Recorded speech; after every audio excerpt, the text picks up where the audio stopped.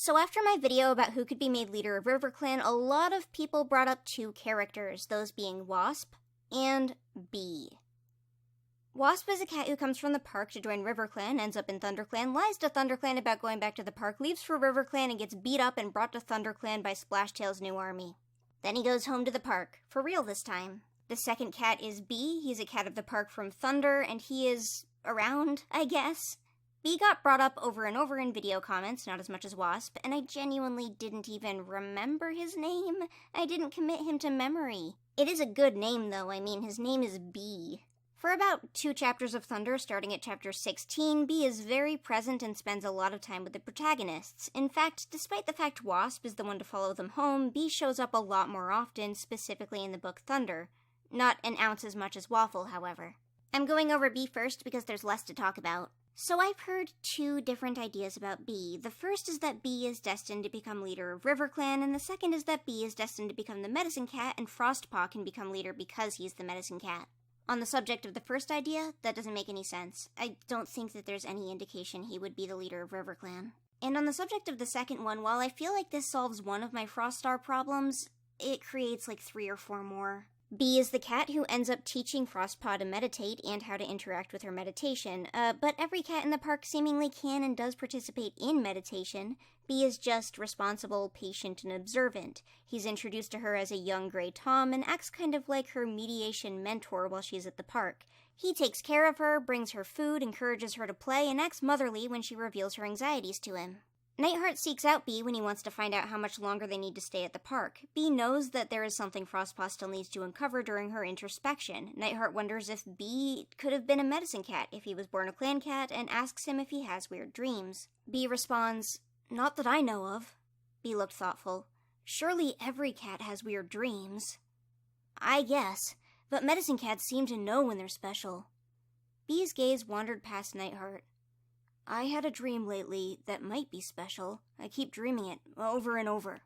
Nightheart leaned closer. "What is it?" "The river is frozen, and I'm walking along it," Bee told him. "The ice is thick and stings my paws. And along the river bank there are cats. I don't recognize them, but they don't seem hostile. They're watching me as I pass, as though they're curious." "Do any of them speak?" "No." Later, Frostpaw calls him open-minded and wise for someone so young. Alongside Firefly, he encourages the idea that Frostpaw could stay at the park forever. He's seemingly accepting when she chooses not to. Before they leave, Nightheart says to him, "Keep paying attention to your dreams," Nightheart told them. "They might be useful." Bee is never mentioned again. Not by anybody. He doesn't get mentioned in Wind, and isn't alluded to either. The frozen river he's walking along could represent RiverClan, especially seeing as it hurts him and stings his paws, but even then his action in the situation is passing through. He doesn't do anything to change anything about the river or the cats, just spark curiosity. I can't claim to know what his dream was supposed to represent. It could be as simple as, cats from downstream are going to visit. Or it could be about how he's going to train Frostpaw. Well, he is the one walking in this vision. He doesn't mention being somewhere unfamiliar, and instead his own stream in the winter. And the strange cats being curious about him feels like it implies the opposite, that the strange cats are the intruders. He doesn't say how many cats either. I think that there's a possibility that the river is Frostpaw and he's walking alongside it to teach her, but then that gets weird when you realize that he specifically mentioned that putting his paws on the river was hurtful. If he's supposed to work with whatever the river represents, why does it sting his paws? And it's weird, obviously, that they draw attention to Bee's vision and then never bring it up again, but they do stuff like this all the time, too. While they could always come back for Bee if Frostpaw becomes leader and says, "Hey, we need you to be the new medicine cat because Mothwing sucks and atheism needs to be made illegal," it doesn't really feel properly built up. It'd be more likely to believe that his vision was something to do with a Super Edition plot in the future where Bee shows up and says, "Hey, I foresaw disaster for your group." If you ignore the state of the ice on the river and just say that was flavor, you might be able to argue that Frostpaw is the river and she was going to become leader. She would need a medicine cat by her side, which could work out, but it doesn't feel like clever foreshadowing when, well, Bee is so out of sight, out of mind.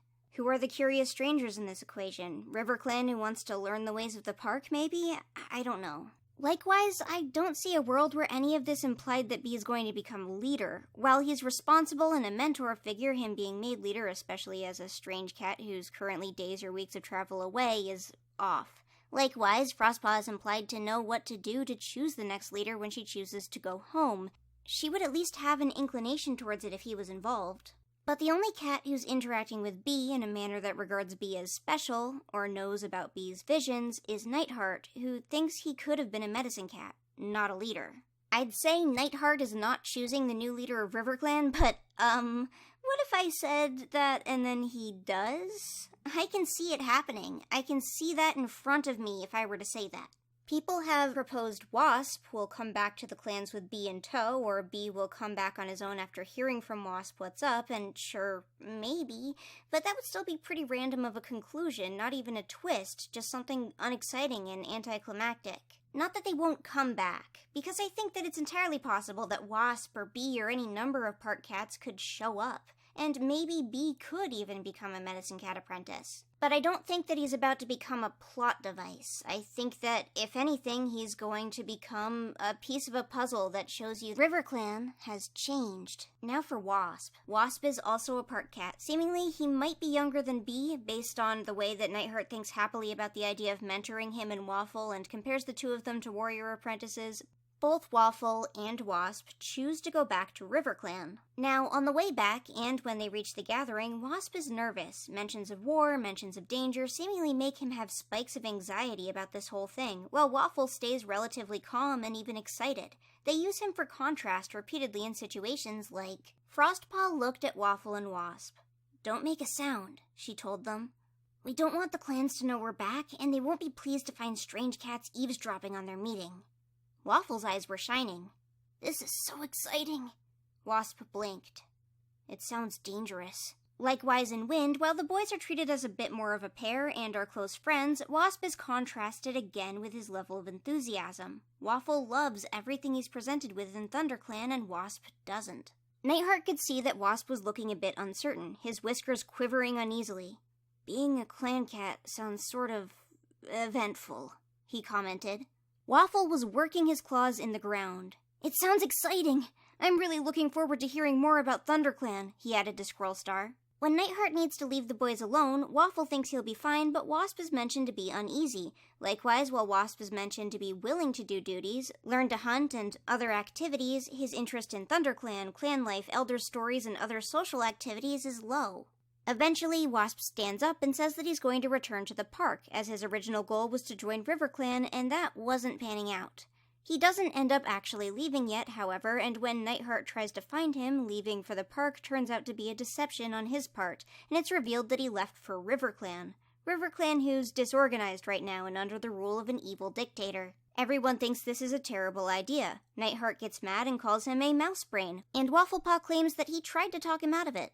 They then try pretty unsuccessfully to convince Scrollstar to rescue him, but 2 minutes later Wasp is thrown back into camp anyways, anticlimactically. Also, Tigerstar is there. It's a weird scene. Anyways, Wasp gets chewed out by Scrollstar for having the worst idea of all time, and then he says, "I do understand it now," Wasp responded.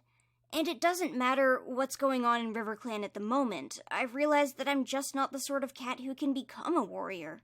I definitely should return home to the park where I belong." Likewise, when it's time for him to go, Nightheart's narration says, "But somehow Wasp seemed to have grown after his disastrous visit to RiverClan. Nightheart could believe that he had the courage and determination to reach the park safely, now that he knew that was the life he wanted. Regret pierced him like a claw. Under different circumstances, Wasp could have made a good clanmate."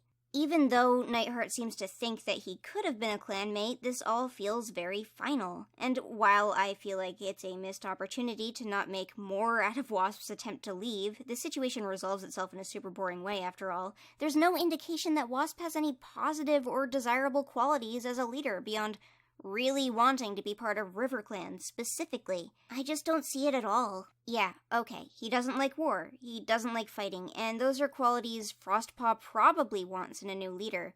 But she could find any kitty pet and two-leg place to lead them, if that was supposed to be some sort of hint. He doesn't seem like a steadfast, noble, and stubborn cat who just wants to see the RiverClan of his imagined youth He seems entitled. He's a guy who didn't get what he wanted and was disappointed with the very similar thing he got instead when it wasn't in stock. I'd imagine that RiverClan wants a leader that can adapt to new situations and respect new cultures, and Wasp seems like someone who cannot.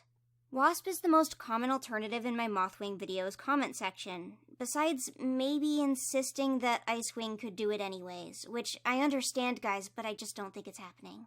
I understand that Icewing is still a possibility, even though she was, appointed leader and then stopped being leader. But I don't see it happening. I think that it's unlikely. And yeah, that's because it would be poor writing to, first of all, not mention Icewing at all in the beginning of the series, bring her up as a regent in the middle, and then drop her off the face of the earth again before making her leader. But Icewing still makes more sense than Wasp, so I'm giving it that. Actually, while I'm on the subject of Mothwing and Icewing, I got a lot of comments saying that Mothwing was, quote, appointed leader and stepped down too, but that's not the case. She was just doing a job when nobody else was there to do it, which I feel implies the opposite. Anyways, Wasp.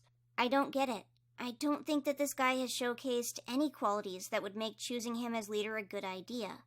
He can't even make good decisions for himself. Likewise, RiverClan would be well aware of his failed attempt at joining them previously. RiverClan beat the guy up when all he was trying to do was join. He's not about to be someone who has any respect from them or for them. He's somebody that Nightheart worries about. He's somebody who doesn't think through his plan, and he's somebody who ignores his friend when he tries to stop him. And his character arc is him realizing that he didn't actually belong in the clans to begin with, and that's not something that's in question from the narrative. His lack of enthusiasm for ThunderClan life betrays a larger lack of enthusiasm for clan life as a whole. Even if he was focused on the idea of RiverClan specifically, ThunderClan should have been near enough to that it excited him somewhat, and it didn't. Likewise, he falls into the exact same trap as Bee. If Frostpaw thought that these outsiders, or any outsider, could potentially be the new leader of RiverClan, she probably would have reacted differently when the cats came home with her. Wasp hadn't taken his gaze from Nightheart.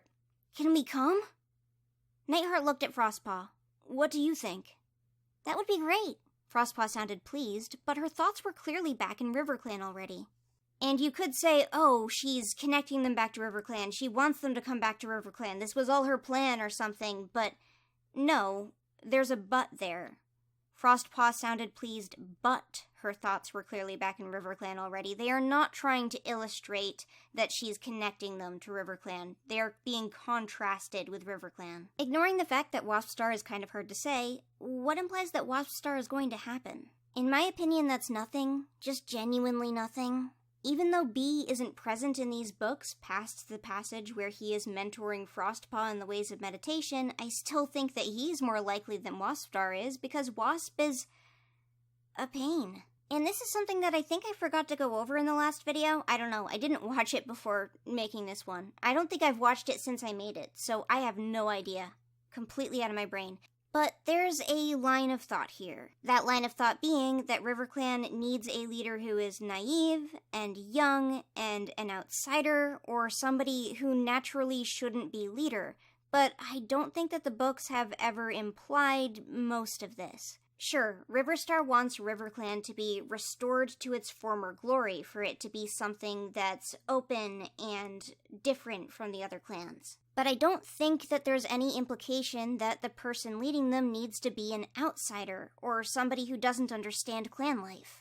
Especially considering RiverClan's biggest technical issue is that when leaderless, deputyless, they have a lack of organization. They haven't had their garbage together at all. I don't see how bringing in a child from the park is going to fix that or change any element of it. While I think that their disorganization isn't exactly logical and more so a side effect of the authors wanting to show how they just can't function without a leader, appointing some random guy into a position of ultimate power in the clan isn't exactly going to rebuild a broken river clan, especially not after they've gone through multiple regents and fake leaders. And while I feel similarly about Frostpaw being made leader, I also think that if Frostpaw was made leader, they would kind of, light switch it so that she suddenly knows how to fix her clan as long as she's in charge. Likewise, I can imagine her clanmates respecting her authority, but I can't imagine either of these things happening for Wasp. Bringing in an outsider and saying this is your leader now shouldn't really inspire confidence in cats who just stopped being controlled by strangers. Not even strangers, the clan next to them. And it's not that Riverstar's will for the future of the clan shouldn't be relevant, but Riverstar's will shouldn't exist outside of the established plot and logical direction for these characters. While RiverClan has been recently established to be filled with mindless puppets who turn evil if an evil person is in charge, much like how ThunderClan suddenly didn't respect Squirrelflight very randomly in the middle of the last arc because she was gone for a few days, when making theories, we probably shouldn't be completely disregarding things like the reception that said leader or said idea is going to have from their clanmates. How much sense something makes in-universe is something that I think we still need to consider, even if it's occasionally disregarded. And while I know I go on and on about the in-universe situations and the logic it makes from the perspective of what we have on the page, I think we should also think about what's logical from the perspective of the writing team. They don't want to put irrelevant characters in charge. The writing team wants to include and hype up characters that the audience is going to be familiar with, nostalgic for, or interested in. And Mothwing fits that bill. Even if I didn't know a thing that happened in this entire arc, and you showed me the allegiances for River and asked me which of these cats is going to be the new leader of RiverClan, I might pick Mothwing. Because it's just the kind of thing they do.